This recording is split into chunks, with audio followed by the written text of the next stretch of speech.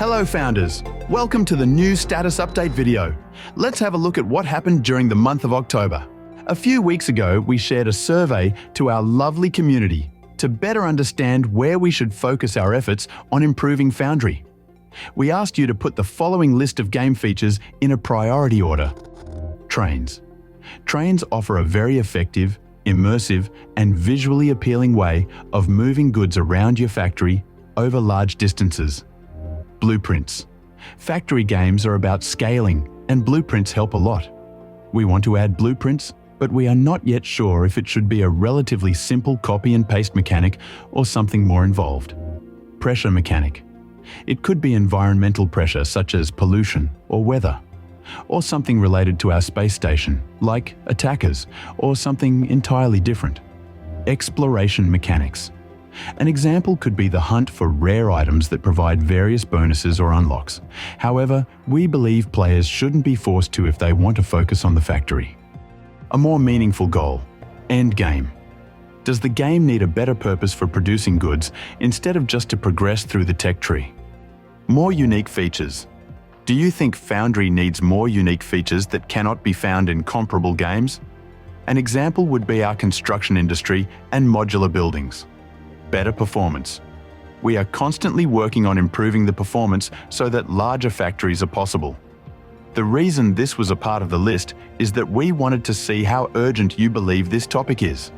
Better usability. With usability, we mean how comfortable certain features are. That could be the user interface or how easy it is to drag belts and pipes. More content.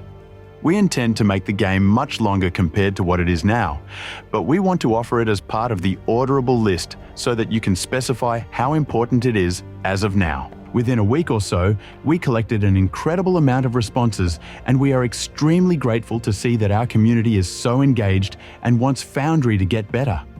And with that, here are the results of the survey.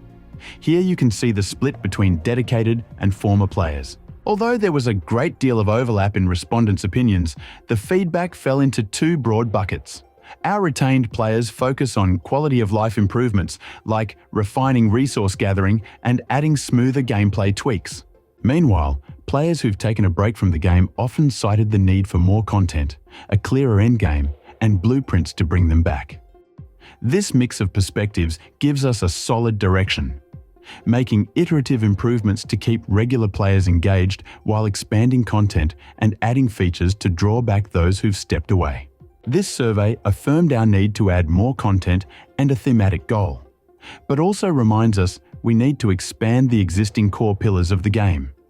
We are now working towards addressing the feedback and will let you know more about it as soon as possible. Let's move on. Last month we shared information about the Orbital laser, a space station upgrade that helps players terraform with ease. We can finally share the model of the Orbital uplink tool that makes this possible. Gorgeous, isn't it? Another thing we would like to share some updates on is optimization.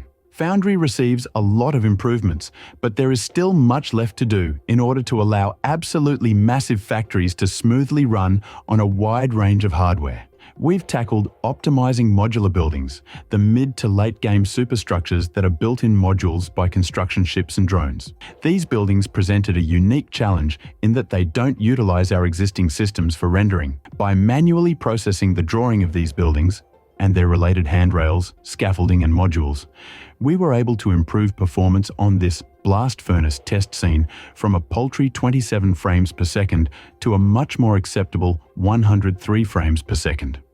Foundry is the most fun when you try to scale, and because of this, it's important that we have each element run as fast as possible.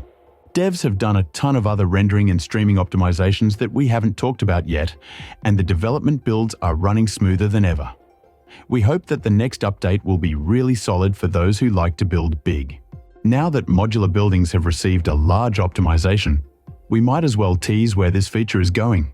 Even larger, even more modular megastructures. During November, we will reveal one of the most mega modular buildings yet. In fact, it's so large you can actually go inside, and to get it to work requires numerous new modular buildings. This building is so iconic that it was hard to get a work-in-progress screenshot where you wouldn't immediately guess what it is. so you get this early rendering of one of the components instead. What could it be? Let us know your guess in the comments below. That is all for today. Thank you for watching this video. Don't forget to like and subscribe to the channel for future updates and insights, and feel free to join our Discord server to chat with devs and other players. Until next time.